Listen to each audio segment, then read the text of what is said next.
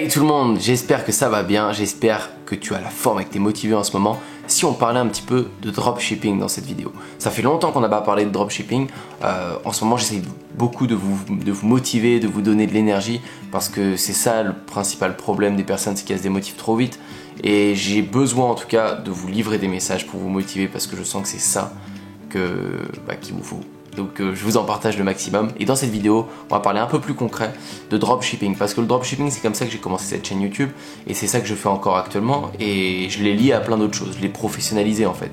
Ce qui est la finalité du dropshipping. Dropshipping, je rappelle, c'est de vendre des produits sans avoir de stock. Donc c'est une superbe porte d'entrée à l'entrepreneuriat sans dépenser beaucoup d'argent. Donc ça, c'est comme ça que j'ai commencé, c'est comme ça que je fais aujourd'hui, mais d'une différente manière, parce qu'aujourd'hui j'ai plus de sous qu'avant. Je peux investir dans du packaging, dans le stock pour raccourcir les délais de livraison, pour créer des communautés, etc. Donc j'aimerais t'expliquer aujourd'hui comment tu peux démarrer le dropshipping, qu'est-ce que tu dois faire sérieusement pour avoir de gros résultats comme ceux qui font 10 000, 20 000, 40 000 euros par jour, ou même juste des 100 ou des 200 euros par jour. Comment tu dois faire réellement en partant de zéro et vers quoi tu dois te diriger très très vite pour faire grossir ton entreprise. Aujourd'hui, je suis passé par toutes ces étapes et je peux te partager un petit peu ce que j'ai vécu, les galères que j'ai vécues. Et je vais te donner 2-3 tips assez directs comme d'habitude pour que tu saches exactement quoi mettre en place après cette vidéo. La première chose et la première erreur que je vois, c'est que tout le monde se prend la tête avec boutique de niche, boutique monoproduit ou boutique généraliste. Arrêtez de vous prendre la tête avec ça. C'est juste, pour moi, un problème d'organisation et un problème de rien en fait. Ça ne sert à rien de se prendre la tête là-dessus. Moi personnellement j'ai commencé avec une boutique généraliste, c'est ça qui m'a fait trouver mon premier produit gagnant. Avant ça j'avais fait 4-5 boutiques, mais peu importe, vous connaissez l'histoire. Pour ceux qui me suivent, j'ai commencé avec une boutique généraliste et il y a un produit qui a commencé à marcher, maintenant je peux même en parler parce que je l'utilise plus depuis au moins un an et demi. C'était un fer à lisser pour les filles. Et ce fer à lisser il était mélangé avec des produits pour animaux, des produits de cuisine et peu importe, plein d'autres produits. Et du coup ce produit là après j'ai décliné dans une boutique de niche qui était une boutique pour le make-up pour femmes qui allait mieux avec du fer à lisser. Et c'est ça la finalité, c'est que tu commences avec une généraliste et après tu professionnalises ton produit, donc dans une boutique de niche où j'aurais pu le mettre en monoproduit, et pour qu'il se vende mieux, pour que le produit soit dans son élément. Si c'est un produit pour des filles dans le make-up, je pouvais le mettre dans du rose, dans des couleurs un peu plus douces, etc. Ça marche mieux pour la conversion. Tu peux aussi commencer directement avec un monoproduit, c'est-à-dire se faire à lisser, j'aurais pu le trouver en testant des produits un à un sur une boutique monoproduit directement dans un beau marketing qui va bien avec le produit. Mais pour moi, je trouvais ça pas terrible parce que ça me faisait perdre plus de temps que d'avoir une boutique généraliste où je testais plein de produits d'un coup. Tous les jours, j'en mettais 5-10 produits différents dans plein de pubs et je voyais ce qui se démarquait. Après, tu peux le mettre en monoproduit, aujourd'hui ça se fait beaucoup parce qu'il faut se démarquer. Et c'est vrai que tu peux passer à côté d'un produit gagnant si tu es en généraliste, si ton généraliste il est pas beau. Parce qu'il faut des belles boutiques aujourd'hui en publicité pour te démarquer et pour interpeller l'œil. Donc monoproduit ça peut être très bien, comme généraliste tu l'as compris, ça peut le faire aussi. Mais aujourd'hui si je reprenais du dropshipping de cette manière là, je pense que je ferais que des monoproduits. Je ferais un monoproduit, de très beaux monoproduits, je mettrais bien le produit en valeur et avec les codes que je vais indiquer juste maintenant. Il faut que ton produit, réellement, il réponde à un besoin. Si tu fais de la publicité en tout cas, il faut qu'il réponde à un besoin et qu'il ait un effet waouh.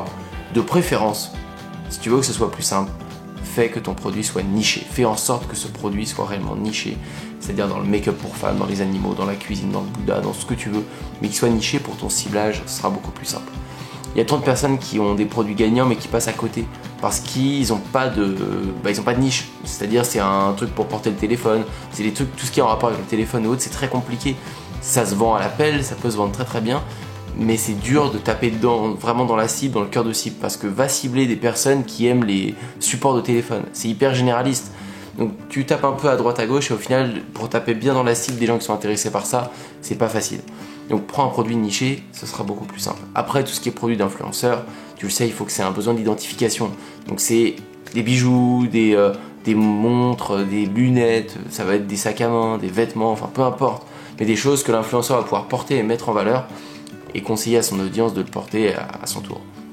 Donc ça, pour les produits influenceurs, t'es pas forcément obligé d'avoir un effet waouh et un produit qui répond à un besoin. Pas forcément, parce que les gens l'achètent pas pour le produit, mais l'achètent parce que l'influenceur l'a porté. Et ça, c'est important de faire la différence. Donc dans ce cas-là, je te conseille vraiment de faire directement un site de niche et un site monoproduit quand tu fais de l'influenceur, pas de site généraliste pour les influenceurs. Ensuite, une fois que tu as persévéré, et c'est cette phase-là bien sûr, hein, celle qu'on parlait, qui est la phase la plus dure, une fois que tu as persévéré, que tu as trouvé ton produit gagnant, qu'est-ce que tu fais? Là, à ce moment-là, tu vas essayer de le faire progresser avec des applications. Là, tu peux faire entrer des applications parce que ces applications vont augmenter ton taux de conversion. Mais d'abord, il faut que tu aies une conversion. Si tu n'as pas de conversion, ça ne sert à rien de te batailler sur les applications. Dès que tu commences à avoir une conversion, tu mets des bonnes applications d'urgence, etc. Les récupérations d'emails, récupération de paniers abandonnés, ça va être important. Relancer les gens, leur retargeting, relancer les personnes qui passent sur tes pages, relancer les personnes qui passent dans ton panier. Ça, c'est là où tu fais le plus d'argent. Personnellement, c'est là où je fais le plus d'argent. Les gens achètent en moyenne au bout de la 7e relance.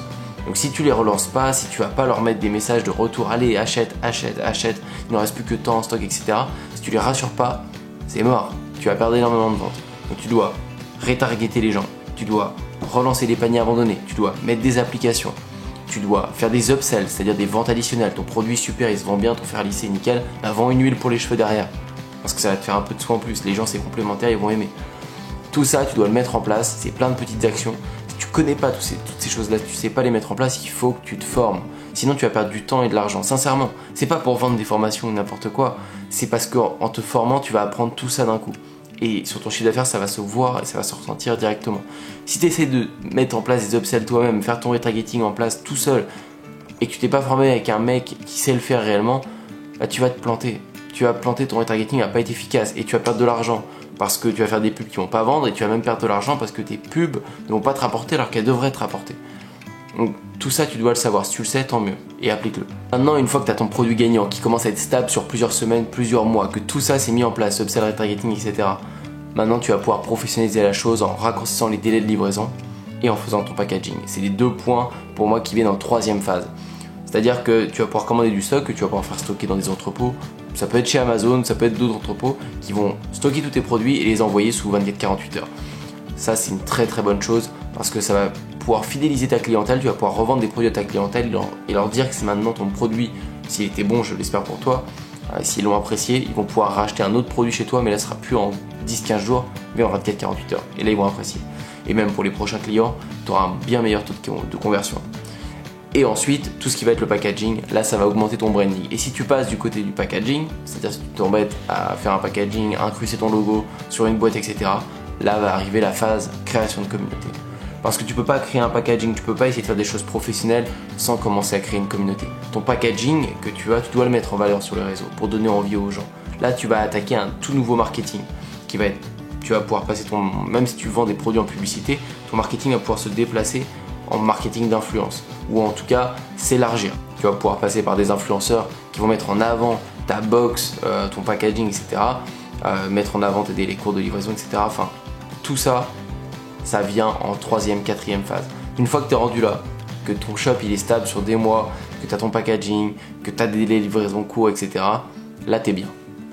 Là, ta boutique dropshipping, elle est bien et c'est passionnant. Et tout ce que tu as à faire, c'est continuer à lancer de nouvelles publicités, continuer à faire des promotions avec des influenceurs et continuer à augmenter ta communauté avec du contenu. Augmenter la communauté avec du contenu, c'est gratuit parce que c'est toi qui fais tes vidéos. À moins que tu payes des gens pour le faire, mais tu fais tes vidéos, tu offres du contenu, mais les gens te le rendent parce qu'ils vont commencer à apprécier ton contenu de plus en plus et ils achèteront tes produits en retour. Tu fais des influenceurs, ça c'est payant, où tu peux faire des échanges gagnant-gagnant, enfin peu importe, et de la publicité payant. Toutes ces 2 sources payantes plus cette source gratuite que tu vas faire va alimenter les gens qui vont venir sur ton site et normalement là tu auras un très bon taux de conversion avec tout ce que tu as mis en place avant. Voilà la vision que j'ai du dropshipping aujourd'hui et de toutes les étapes par lesquelles je suis passé. Si tu vois pas le dropshipping comme ça, c'est que tu veux pas faire quelque chose de long terme peut-être, ou alors c'est peut-être que tu n'es pas assez formé, mais c'est comme ça que ça se passe réellement. On part du dropshipping et à la fin en fait on fait du e-commerce parce qu'on a du stock. Dropshipping on n'en fait plus par la suite, mais c'est une très bonne porte d'entrée. Voilà pour cette vidéo, j'espère que ça t'a plu, que ça t'a un peu aidé, que ça t'a éclairci s'il y avait des points que tu ne comprenais pas dans le dropshipping. N'hésite pas à mettre un gros like, à commenter et à partager cette vidéo et je te dis à bientôt pour une prochaine.